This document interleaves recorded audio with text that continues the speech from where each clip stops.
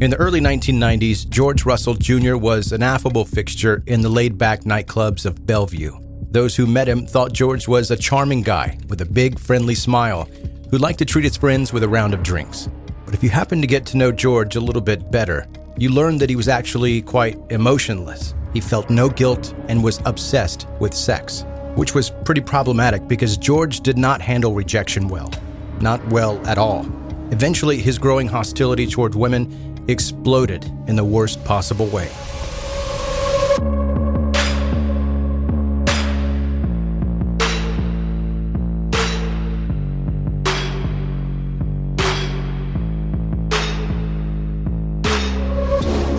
Welcome to 10-Minute Murder, brief and bingeable true crime. My name is Joe, I'm the host, and thank you for joining today. And some of you have asked, where did the disclaimer at the beginning of all the episodes go? Where did it go? You haven't been using that. And to be honest with you, I got rid of it to save a little bit of time, to get to the story a little quicker, and because I thought that the disclaimer should be implied in the name of the podcast. It's about murders. If you don't want to hear about murders, then you obviously are in the wrong place. Plus, I don't like them anyway. I think they sound too legal, like you're trying to get one over on the system.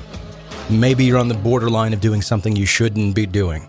I've done the voiceover for literally hundreds, maybe thousands of different commercials for different clients around the country and around the world. And anytime there's a disclaimer in there, I always feel like, oof, I don't want to say this. And two of them in particular, car dealerships where they have that speed reading disclaimer, that always, to me, is like a red flag. They're trying to get something over on you. They're trying to slip something by you and that you don't understand. And then there are the lawyer commercials, and their disclaimer, you don't have to say it fast, but it's, no representation is made that the quality of legal services to be performed is greater than the quality of legal services performed by other lawyers. That's their disclaimer. They legally have to tell you, for some reason, that they are not saying that they are better than other lawyers. What? I want to hire a lawyer that solely is saying, I'm better than all the other lawyers. Come choose me. But you can't say that. I don't know, it's weird. Anyway, that's a long story for telling you why I got rid of the disclaimer. I may bring it back, I don't know. But there's your answer. But for old time's sake, listener discretion is advised. Now, if you are brand new to this podcast, first of all, I am super glad you're here, and you have no idea what I'm talking about. If you go back and listen to some of the previous episodes, you'll hear the disclaimer at the beginning. And if you are brand new, thank you for joining, and I hope you become a subscriber. And becoming a subscriber means that you won't miss any future episodes of 10-Minute Murder. You can also connect with 10-Minute Murder on Facebook, Instagram, Twitter, all those places. The links are in the show notes of this episode. Now, let's get to today's story.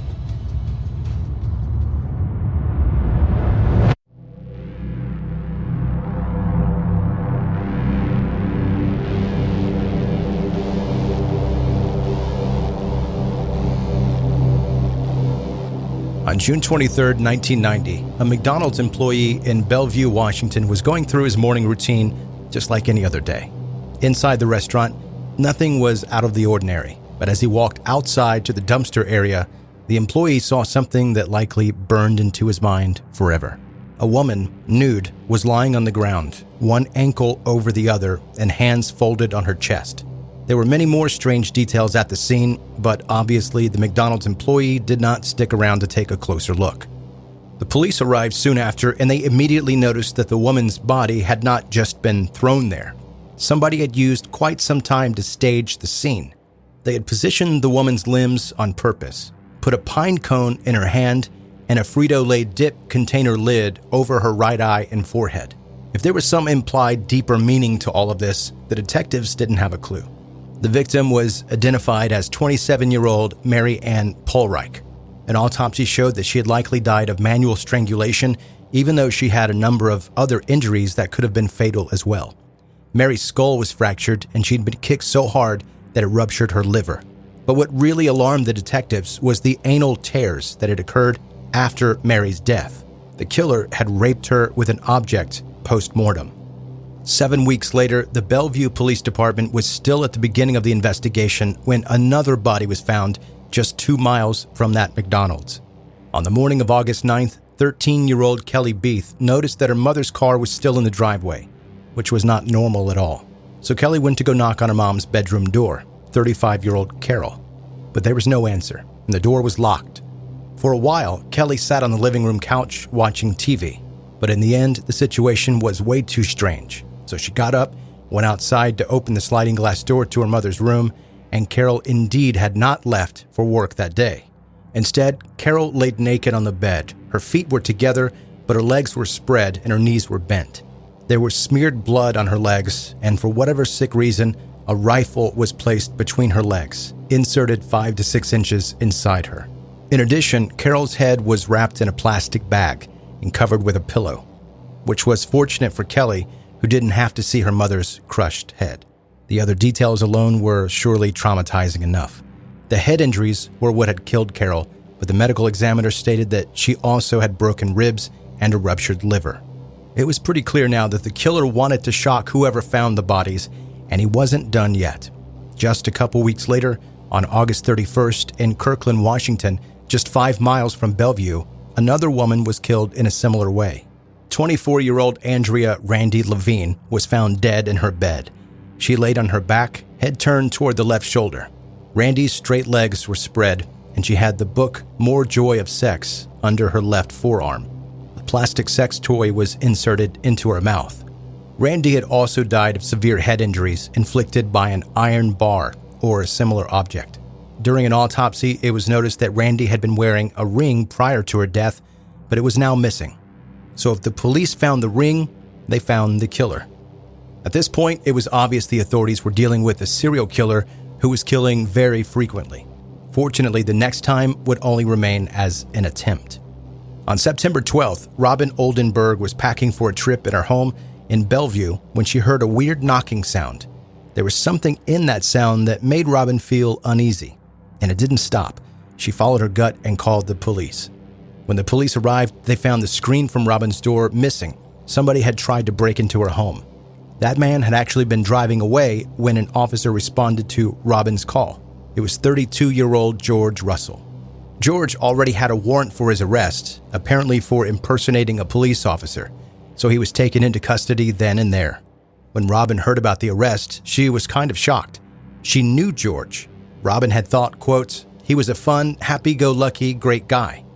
George Russell was known as a charming reprobate, or a carefree guy. But now it seems more like he had a way darker side.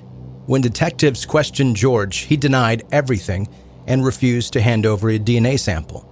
So as they didn't have any physical evidence to link George to the murders, the investigators continued their search. Soon they were able to find a witness who had seen George coming out of a nightclub the night Mary died. She had been partying at the same club. The police then tracked down the friend who said George had used his truck that night to take a girl home. When he returned it, the vehicle smelled like blood. The test later confirmed that that blood indeed belonged to Mary Polreich. And before you ask, I'm assuming that blood smells like it tastes, like pennies or copper, something like that. I'm assuming because I've never smelled a bunch of blood before. I've tasted it.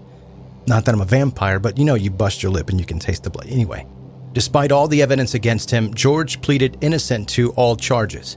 During a telephone interview with Seattle media, George claimed that all the evidence was just circumstantial and that he had alibis. He also said, quote, supposedly I'm a Ted Bundy fan. I had books on him, but as far as a fan, no. Fan or not, George seemed to have taken a little too much inspiration from Ted Bundy.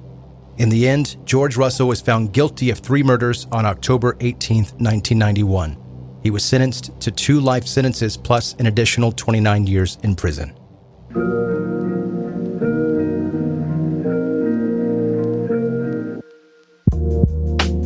That's today's 10-minute murder. Brief and bingeable true crime. Thank you for listening today, and now you know why I brought up the disclaimer at the beginning. I wanted to emphasize that this one was going to be bad. This one had some details in it that there was no sugarcoating it. I couldn't get around saying some of the things that I needed to say in the episode to tell you exactly what happened and do it in a nice way. I mean, murder's not nice, but usually I can find a way to say it without saying it so graphically. This time I couldn't do that. Make sure before you go that you are subscribed to 10-Minute Murder. Wherever you're listening right now, take a look at it and make sure that you are subscribed.